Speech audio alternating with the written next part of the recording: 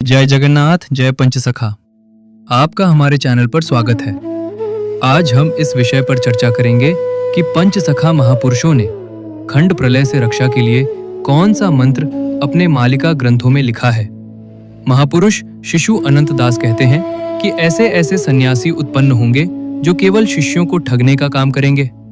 वे दिन में स्वयं को सिद्ध कहलवाएंगे और रात में भ्रष्टाचार के कर्मों में लीन रहेंगे। कोई कहेगा कि कल की मंत्र को निरंतर जपते रहो। वे अपने मन से मंत्र गढ़ेंगे और शिष्यों को बांटेंगे, जबकि वास्तव में वैसा कोई मंत्र संसार में अस्तित्व में नहीं होगा। महापुरुष शिशु अनंत कहता है कि यह जो राम तरक मंत्र है कभी असिद्ध नहीं होता। सही समय आने पर इसी मंत्र का सार प्रकट होगा और जो भी इसका भजन करेगा वह कली के सामने सीना तान कर खड़ा होगा।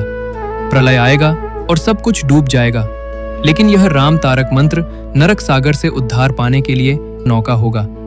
फिर महापुरुष शिशु अनंतदास कहते हैं कि जे काड़ोरे मीनो खेड़िबो श्री क्षेत्रे 22 पाबो छे जाई पहाड़ पराय सागर आसिबो नर न रहिबे केही भकत शकत होइन बसी बेनी पाशे जड़ जीव श्रीराम तारक ब्रह्म एकाक्षर जेहि जन जानी थिबो।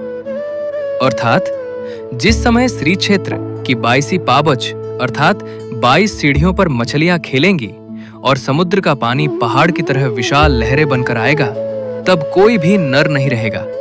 उस समय जो भक्त श्रीराम तारक और ब्रह्म एकाक्षर को जानते होंगे वे अडिग होकर बैठेंगे। उनके दोनों ओर से पानी निकल जाएगा। दिव्य एकाक्षर श्रीराम तारक ब्रह्म नामे यही ख्यात आश्रित जनकु विपद नोहिबे कहंती दीन अनंत। अर्थात एकाक्षर श्रीराम तारक ब्रह्म नाम से जो ख्यात है उसका आश्रय लेने वाले भक्तों पर कभी कोई विपदा नहीं आएगी, ऐसा दीन अनंत कहते हैं। अपने 13 जन्म शरण मालिका में महापुरुष अच्युतानंद दास लिखते हैं कि ब्रह्म एकाक्षर नाम सार है, इसके अतिरिक्त अन्य सब मिथ्या हो जाएगा।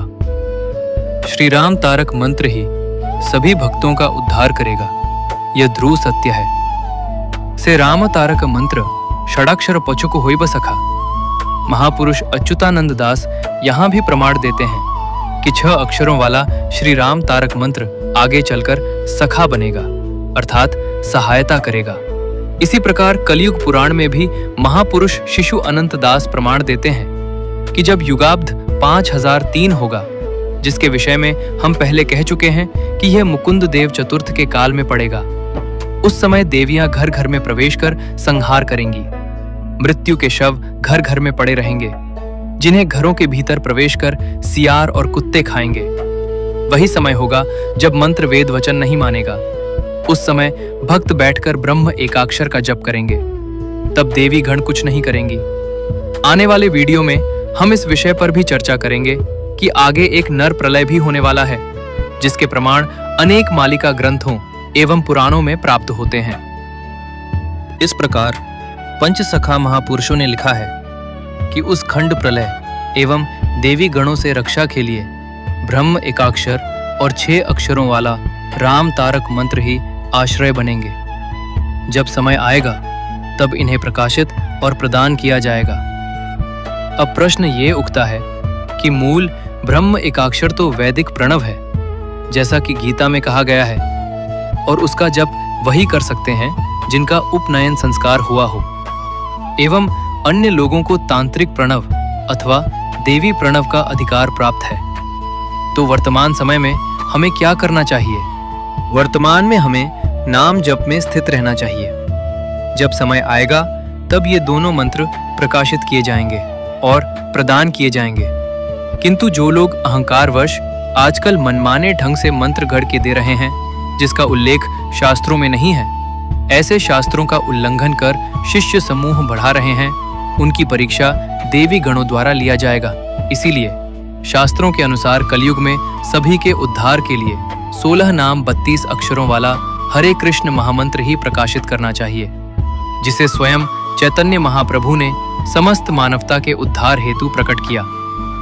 महापुरुष अच्युतानंद दास अपने ग्रंथ में एकाक्षर तत्व के बारे में लिखते हैं। महापुरुष अच्युतानंद दास अपने शिष्य रामदास को समझाते हैं कि पहले हरे ओ रूप में आता है, जिसके बाद राम अर्धमात्रा के रूप में आता है। फिर कृष्ण को बिंदु ब्रह्म के रूप में उसकी अर्धमात्रा की गोद में रखकर इसे ओंकार के रूप में समझना चाहिए। यही ओंकार ही एकाक्षर महाशून्य है। इसे यदि कोई जानता है तो वे केवल सुज्ञानी जन ही हैं। अज्ञानी और मूर्ख भला इसे कहां से जान पाएंगे?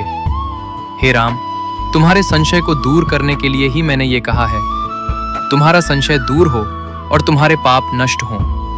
इसलिए कलयुग का महामंत्र 16 नाम 32 अक्षरों वाला हरे कृष्ण महामंत्र को कहा गया है तथा इसी को इस कलयुग में प्रकाशित करना चाहिए ताकि सभी का उद्धार हो सके।